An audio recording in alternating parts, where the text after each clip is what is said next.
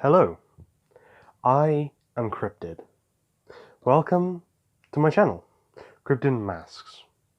I will one day be joined by my friend Masks, but he works behind the scenes and sends me video ideas and such, so I read out the stories. Our channel is much like that of someone like Mr. Nightmare or Lazy Masquerade. We'll be reading scary stories and sometimes even writing them. I don't think Masks himself will make very much of an appearance on the channel itself, but he will be writing stories that I will read out. This is a small introductory video to our channel. So let us start with story number 1.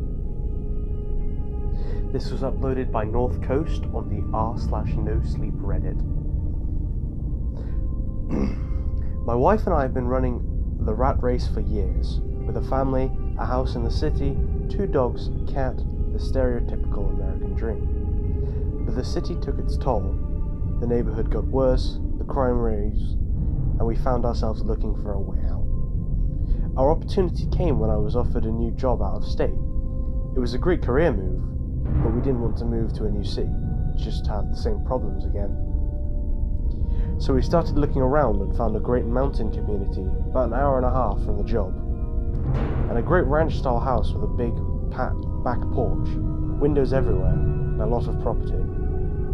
The backyard has a big grassy area and a creek that cuts the property in half, then acres of woods beyond. It's huge. The mountain is more than twice the size of our house in the city. It's all updated and there's no neighbours within a mile. It's a radical change from the life we lived in the city, but best of all, it was less than half of what we were paying for our old house. The house was a foreclosure, and when we asked the listing agent about it, she simply said the old family had abandoned the property. We really didn't think anything of it. The first 3 months were uneventful, with us settling into our new life, the kids getting used to the new school and new friends, and most of all, us getting to the big house and property. But then, the weather turned cold and things started to get weird on the property. It started with the noises from the back of the property, things we chalked up to being in the woods. The motion lights around the house started going off randomly. Once again, we chalked it up to it being the woods. But last night, it all changed. Last night was the most terrifying night of my life. One of our dogs was at the back door whining and scratching. I assumed he needed to go to the bathroom, so I grabbed my flashlight and walked out the back door. Instantly, something felt off. The dog bolted for the back of the property, growling and snarling.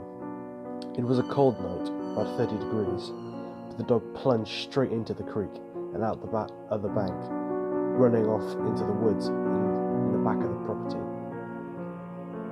Flashlight bouncing, I ran after him, calling his name. I got to the creek and made my way across the makeshift bridge, trying desperately to follow him. I could hear the dog still growling and barking from somewhere up ahead, and I pushed further away from the safety of the house and deeper into the woods. That's when I heard it, a shriek like I've never heard before in my life. It was a mix of moaning, wail, and metal, echoed through the trees and froze me to my tracks. My dog bounded his way back to me and cowered behind me. I turned around and could just make out the warm glow of the house behind me and the cold dark ahead of me. I swung my flashlight around wildly, looking for the source of the noise. And that's when I heard an even more terrifying noise out of the cold silence. My wife's voice floated around me. "Babe," the voice called out. I whipped back around and I could just barely make out the image of my wife, safely inside her house. The voice called out again. "Babe, I'm right here," came the voice from deeper into the woods. Then came another voice, just as clear as the other. It was my dad's voice. "Come out here," it called. I swung the flashlight around again, and this time caught the briefest glint of light bouncing off eyes. The creature was in my beam of light for barely a second, but it was tall, maybe 6 feet, and ashen white, had long spindly fingers that grasped the trunk of a pine tree. Then it was gone. Turned back and ran towards the house, I ran headlong into the icy creek and stumbled. My dog ran past me immediately, back to the yard, up to the porch. I dug my hands into the freezing, muddy banks and pulled myself out, not stopping to look back. When I reached the porch, I scrambled inside. My wife ran over to me, asking what happened. I just shook my head. I'm not certain myself what happened. I had a growing sense of dread tonight as the sun began to fall. I kept the dogs inside, and I hadn't dared to look out the back. But as I sit here typing, one by one, my motion lights in the backyard keep going on. Number 2. This was uploaded by Shania Smith on a Reddit about creepy forest stories. Okay, so when I was 11, my house burnt down at Christmas. While we were rebuilding that house, my family rented out a farmhouse around 10 minutes away. This farm had like 40 acres, 10 of which was a grassy field, where the landlord kept his cows, and the rest of the 40 acres was all forest. Our landlord told us that the forest used to be a paintball field, but he had to stop it because dumb kids were shooting his cows. Anyway, I was about 12 and my best friend came over. We were dicking around in the barn and we decided to walk out and explore the forest. It took us a long time to get across the field, and we had to get through some prickles and barbed wire fence until we could actually walk through the forest. We walked a while before we found anything actually interesting. We found some old little shacks covered in spray paint and moss. Most were filled with beer cans and random pieces of clothing. We actually found a strap-on in one of them, and I think that was the first dildo I ever saw.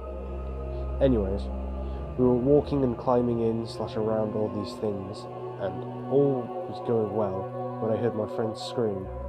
It was one of those joking, I'm gonna spook you screams. Either I shut up and ran over to him. I looked towards what she was looking at, and there it was, kind of hard to see, but tied up to a tree maybe 10 meters away was a mangled blue body. We didn't stay to investigate, we both booked it as fast as we could back to the house. We didn't even give 2 fucks about the prickles, we just got sliced up pretty bad. When we got to the house, panting and sweating, we both started crying uncontrollably, told my mum everything. She called the police and they arrived shortly. They went out to investigate and an officer came back to tell us that it was just a rotting mannequin tied up, but they found 7 dead bodies where the old road had washed out in previous months. He thanked us that was that. Read about it in the news a little while later. All of the bodies were young women, most likely prostitutes. Damn, that scarred me